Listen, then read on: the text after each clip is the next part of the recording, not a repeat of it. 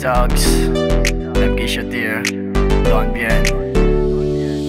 Di ko lang masabi, gusto nang damdamin.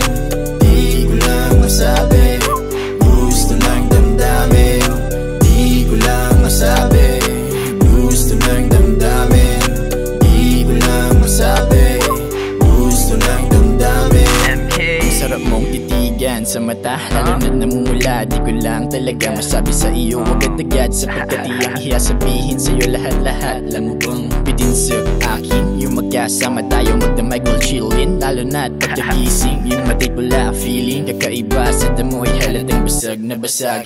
Eto na talaga, kaso nahihiyang sabihin, lalo may kasama kang iba, kaya pabitin ang tinig, di ka mapilit. Ngunit nadidinig ng aking isip, boses mo, ba yun? Ba yun? Gulong-gulo na ako sa liriko. Sana mapabigyan mo sa pag-amin ko sa'yo bago matapos mga sinasabi ko.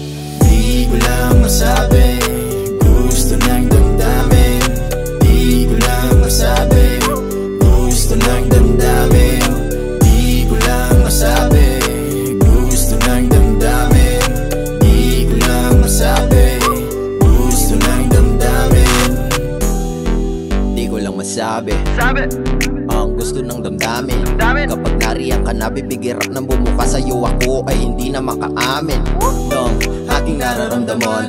Bakit ganito laging napapanghinaan ang loob? Kapag kaharap kita, ako ay nahihiya. Baka pag sinabi ko sa'yo, ako'y mapahiya. Para pinasukan ng daga ang puso kong ito, sasabihin ko na ba ako ay nalilito? Pinipilit na hilihim ang laman itong damdamin. Mas gusto pa sarilihin pagtingin para sa'yo. Bibigay laging di ko, bidaan na lang sa inom. Wala lakas na loob, ako sa'yo lumingon. Utang lang ang pag-ibig, madagal na akong baon. Sasabihin ko na lang to sa tamang panahon. Di ko lang masabi,